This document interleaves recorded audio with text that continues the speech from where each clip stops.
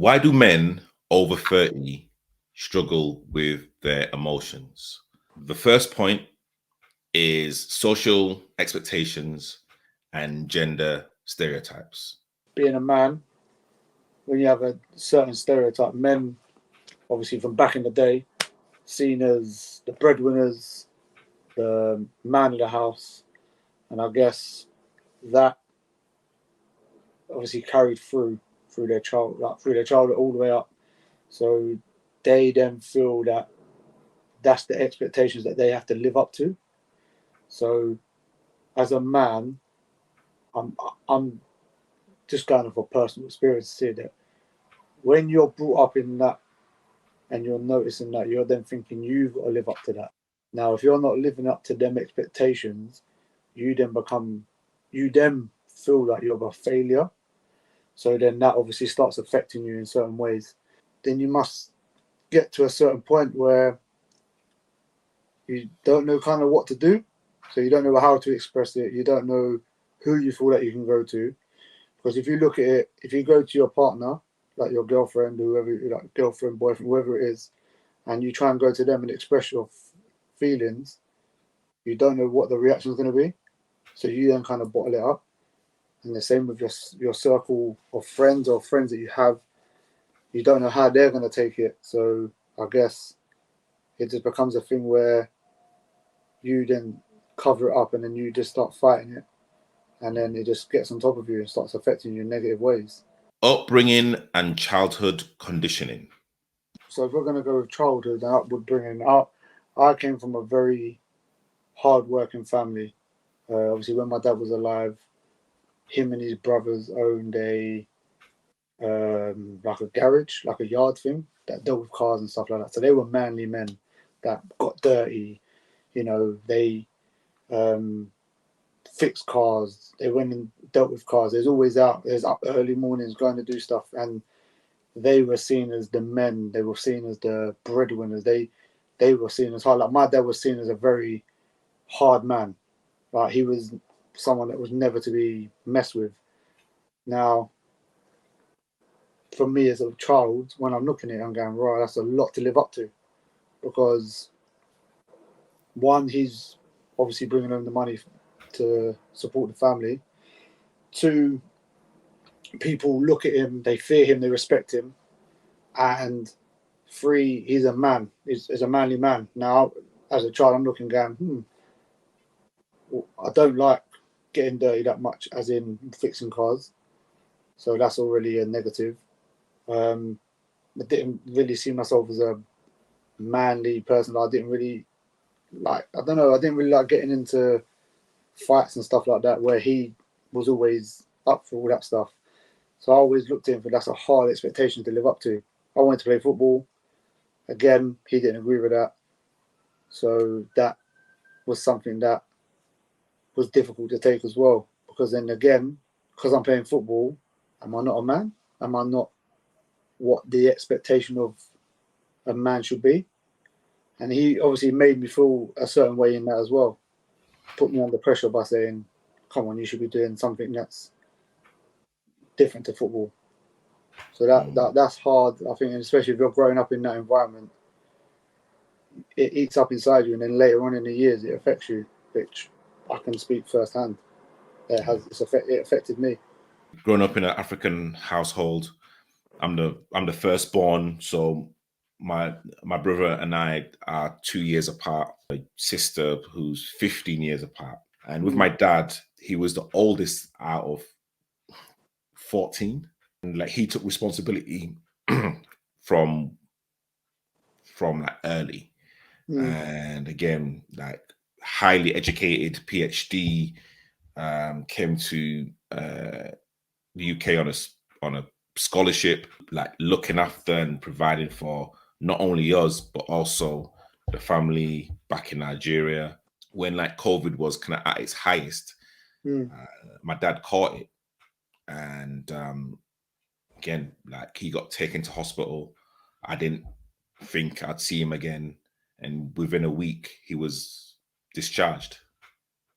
You know what I mean? And literally, a lot of people did not survive that.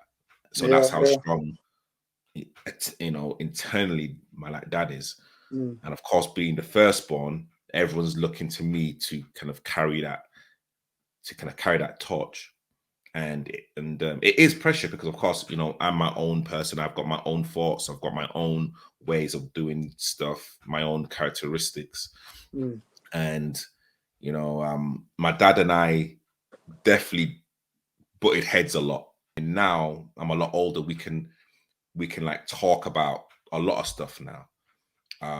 Some of the stuff we still disagree on, but again, Yeah. that's how life is. And I'm doing the things that I need to do my own way. Yes, I still take advice from my brother, from my sister, from my mom and my dad. Mm. But again, it's kind of changing that narrative, because I can imagine a lot of people that come from that Mm. environment feel a Yeah. lot of pressure that they cannot talk about their emotions. They cannot talk about their issues and their problems. And sometimes it can turn into resentment. And then that's when the communication breaks down with a family. Lack of emotional role models. So with a lack of emotional role models, if you're not seeing it, especially from a male point of view, you then don't know how to be emotional. You listen, as children, you learn. You're a sponge, aren't you? So you learn from what you see. If you're seeing your dad not be emotional and your dad being a tough guy, you don't think that's the way to be. You can't be emotional.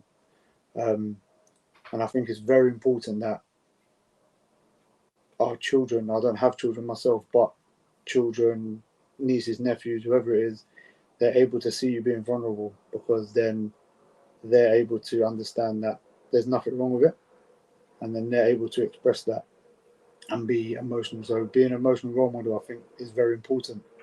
Letting the young generation know that there's nothing wrong with that having emotions and being able to express them. I never see it firsthand. My dad was, and even my uncles, not even just my dad, like my uncles and everything, like my whole family were seen as hard. So you had to be that way. So I wasn't seeing it not only from my dad, but I wasn't seeing it from other parts of my family either. So I was never seeing anyone be emotional. Even if we went to a funeral, I'll be there. I'll be there like sobbing my eyes out. But then they're there like they're not showing nothing. So you think, well, hang about, should I be doing this? Then they're not upset. You know what I mean? So it's just quite. I think that's very important that you're able to do that, and obviously ensure that you're able to do it so the younger generation are able to see it, so they understand as they grow up that there's nothing wrong with doing that. Fear of judgment and rejection. We, I guess, we fear judgment and rejection all the time. I know I do in everyday life. You fear of being told no. You have the fear of being knocked back, whether it's if you're single trying to chat to somebody, you're going for a job interview. Like me, I went for a job recently. Luckily, I got it. But when I applied for it, the fear that hit me was, I'm not going to get this. I'm not even going to get called for an interview, and that was eating me up. Then to then get the interview, then there's another fear, because you're like, oh my god, I've now got to go and do the interview. I've now got to impress, and now you're also having a fear of rejection and judgment there, because you're sitting with these people and who knows what they're thinking. So when you're answering the questions, you're also thinking to yourself, well, what's going through their heads? What they're saying? What they're thinking about me? So yeah, it's like not only within your circle of friends, or not only within the community, but you also fear of judgment within everything you do. I guess as a man, sometimes you have the fear of, can I open up to my girlfriend or partner or whoever it is, and then are they going to take it okay, or are they going to knock me back and be like, what are you talking about? Sort of like, sort it out. You know what I mean? You don't know what they're thinking again. So again, that's the fear of that. So I think that plays a big part in men's mental health as well, as in like not knowing what can happen and what can be said through judgment of how you're feeling or what you're doing. Most of the stuff that I do, it's I wonder what people are gonna say. I wonder what people are Yeah. gonna think, and then literally that plays in your head, and then without knowing about it, you are now on a hamster wheel because Yeah. everything that you're doing, you are thinking about what other people are judging you on, Mm. which is just going to mess with your whole dynamic 100%. Men over 30, you don't have that strong network group. As you get older, it gets harder for you to speak about certain traumas to like people that you may think that you've had 2, 3, 4 decades of like friendship with.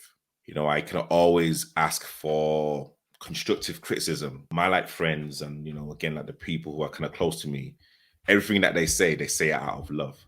And it's highs and lows.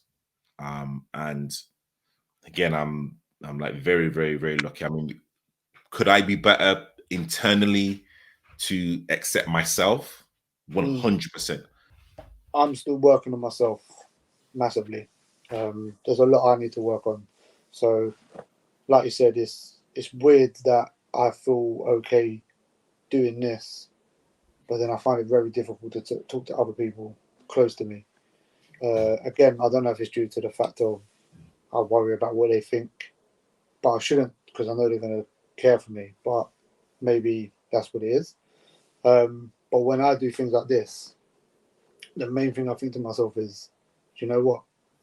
Even though you're working on yourself and you're still trying to make sure that you're okay, if I can reach out to somebody who is struggling or someone watches this and goes, you know what? Maybe I should, or this is helping me. That's a win for me. That's a massive win. So if anyone watches this and then they turn around and be like, you know what? That's powerful seeing these two men talking openly about their emotions and how things go, and then they go and do it, and then they start feeling a little bit better about themselves. We're winning, man. You know what I mean? It's like one thing I want us men to understand is that let's not be afraid to open up to anybody, whether it's your friends, your girlfriends, wives, whatever it is. Let's try and do that because there's nothing wrong with it. There's nothing wrong with being able to be emotional, show your vulnerabilities, and ask for help. Nothing wrong with it. Feel yes, it's difficult and we are going to find it hard, but hopefully, as men, we can start doing that a lot more.